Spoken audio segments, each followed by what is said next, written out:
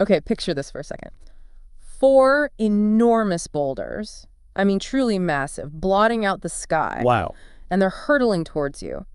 From the north, south, east, west, everything you've built, everything you care about, just about to be flattened. Right. What do you even do? Exactly. What's your first thought? What action even seems possible then? That is a powerful image. Yeah. And it really sets the stage perfectly for what we're exploring today. Yeah. We're diving into a pretty profound discourse from the Buddha. It's translated by Venerable Kirbathgoda Nanananda Thero.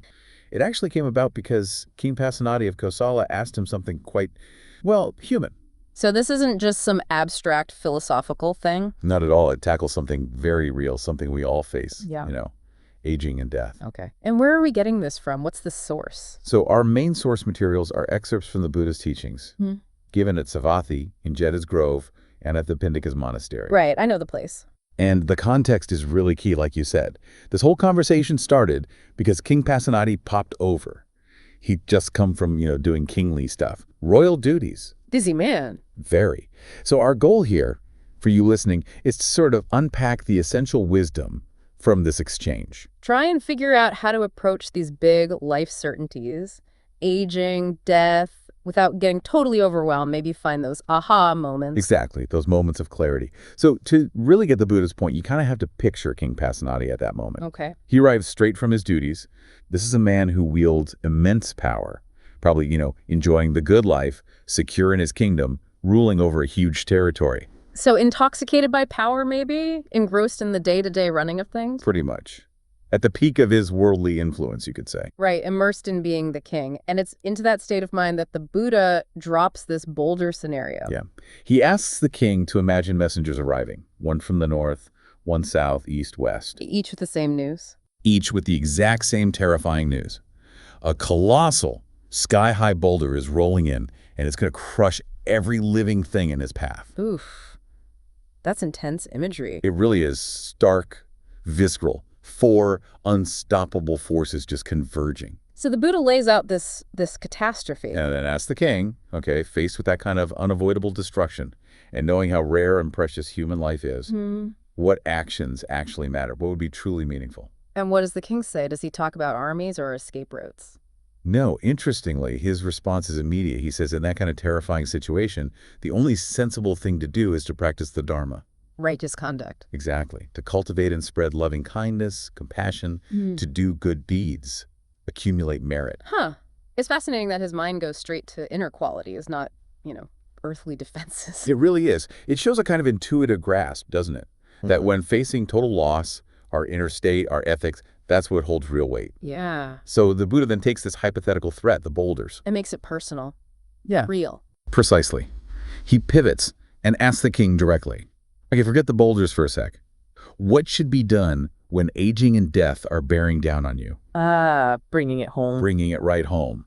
Because those are the real unavoidable forces rolling towards us all. And the king's answer? Does it change? It's compelling because fundamentally, no, it doesn't change. He says it again. Really? The same things? Essentially, yes. He repeats that when confronted by aging and death, the actual inevitabilities, the only meaningful path is practicing the Dharma, spreading loving kindness and compassion, doing good deeds, and accumulating merit. Wow. That repetition really lands. It shows he truly got the parallel, didn't he? It seems so. And this leads into a really powerful discussion about how limited worldly power actually is against these ultimate realities. Okay, so how does that unfold? Well, the king himself starts listing things, concrete examples. He points out, his elephant warfare divisions, all that and training. Yeah.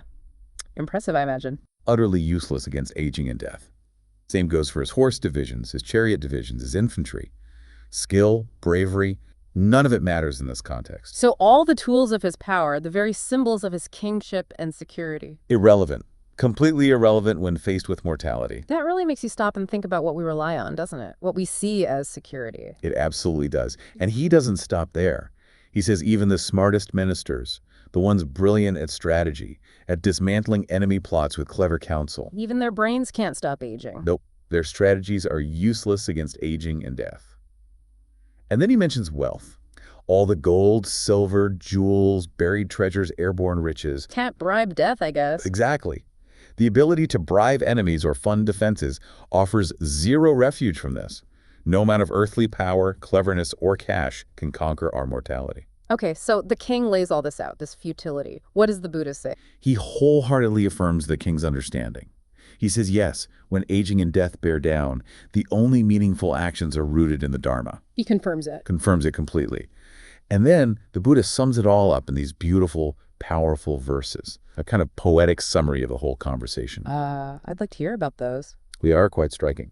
The Buddha circles back to that image of the massive boulders rolling in. The initial analogy. Yes. He emphasizes, just like those boulders crush everything without exception.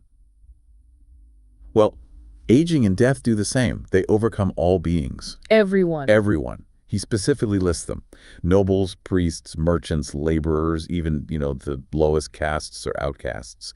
Aging and death leave no one behind. They subdue all. That universality is sobering. It strips away all the distinctions we make. It really does. Shared vulnerability. Yeah. And the Buddha hammers home our helplessness against it, he repeats. No refuge in elephants, chariots, infantry. No military might. No strategic counsel. No amount of wealth can conquer aging and death. There's just no worldly escape route.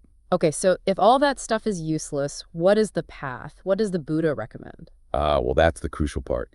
He says the path to genuine well-being, the path for a courageous and wise person who actually wants their own welfare, Yes. is to establish unwavering faith in the Triple Gem. The Buddha, the Dharma, the Sangha. Precisely. Faith in the Buddha is the ultimate guide. The Dharma is the path itself. The teachings, the truth, ethical living, and the Sangha, the community of practitioners supporting each other. So finding a different kind of refuge, an inner one. An inner one, grounded in wisdom and community, because everything else is fundamentally impermanent and can't ultimately protect you. So it's less about trying to dodge the inevitable and more about how you live while it's approaching, cultivating something lasting within yourself. You've got it. That preparation, the Buddha says, is living according to the Dharma. In everything, your actions, your words, even your thoughts, embodying those ethical principles day to day. And does he say what happens if you do that? What are the results? Yes, he does. He concludes by explaining the positive fruits, the consequences of living that way. Good consequences, I hope. Definitely. He teaches that a person who lives righteously, body, speech, and mind, they'll actually be praised by the wise right here in this life. Okay, respect from peers. And beyond that, they'll rejoice in a happy afterlife. They experience joy and happiness after death. So it's a powerful message. Integrity isn't just abstract, it's the best, maybe the only real preparation. That seems to be the core teaching. Living a life of integrity is the ultimate preparation for what can't be avoided. Okay, let's try and sort of wrap this up. This whole discourse, starting with King Pasenadi's situation and using that dramatic boulder imagery. Yeah, those crushing boulders. It really hammers home how unavoidable aging and death are. And it starkly contrasts the illusion of security we often find in worldly things, power, wealth. With the fundamental reality of our own mortality. Yeah. And the central message that keeps coming through is just how futile it is to rely on those external things as some kind of shield. Right. Whether it's power, status, money, they just don't work against this. Mm-hmm. The lasting preparation, like the Buddha taught, is all about nurturing our inner lives. Living ethically, cultivating compassion, wisdom. And finding that deeper refuge, that faith in the Triple Gem. Okay, so for everyone listening, taking all this in, this pretty profound understanding of what's truly inevitable, what's maybe one practice or even just a small shift in perspective that you might choose to prioritize in your own life starting today? That's a great question. What single action could you take right now that kind of aligns with this ancient wisdom we've been talking about? Something to maybe sit with for a bit?